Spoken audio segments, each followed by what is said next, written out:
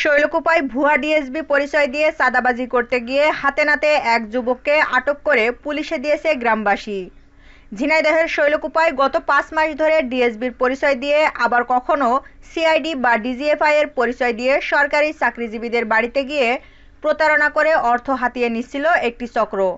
এমন একটি সংবাদ ঈগল টিভিতেও প্রচার করা হয় প্রায় ১.৫ মাস আগে। ইতিমধ্যে এই উপজেলার প্রায় শতাধিক সরকারি কর্মকর্তা ও কর্মচারীদের বাড়ি গিয়ে ভয়ভীতি দেখিয়ে বিপুল পরিমাণ অর্থ হাতিয়ে নেয় একটি প্রতারক চক্র। তবে কোনো মতেই সেই প্রতারক চক্রকে আটক করা সম্ভব হয়নি গত ৫ মাসে। অবশেষে আজ সকালে ওই প্রতারক চক্রের প্রধান ভুয়া ডিএসবির পরিচয় দিয়ে চাঁদাবাজি করতে গিয়ে গ্রামবাসীর হাতে আটক হয়। আজ সকাল আনুমানিক 11টা 30-এর সময় শৈলকুপা উপজেলার কুলসারা গ্রামে নতুন পুলিশের চাকরি পাওয়া সুমিতা খাতুনের বাড়িতে গিয়ে অর্থ দাবি করে এই ব্যক্তি। তখনই তার কথা অসঙ্গতিপূর্ণ মনে হলে তার কাছে পরিচয়পত্র চায় স্থানীয়রা।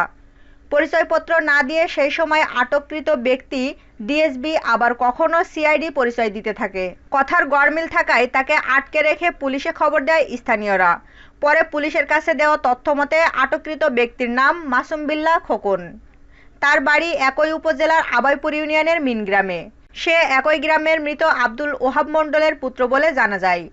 দীর্ঘদিন ধরে এই মাসুম বিল্লাহ ওরফে খোকন শৈলকুপা উপজেলা সহ আশপাশের বিভিন্ন উপজেলায় ভুয়া ডিএসবির পরিচয় দিয়ে আবার কখনো সিআইডি বা ডিজিএফআই সেজে অসংখ্য সরকারি কর্মকর্তা কর্মচারীর বাড়িতে গিয়ে ভয়ভীতি দেখিয়ে বিপুল পরিমাণ অর্থ হাতিয়ে নিয়েছে।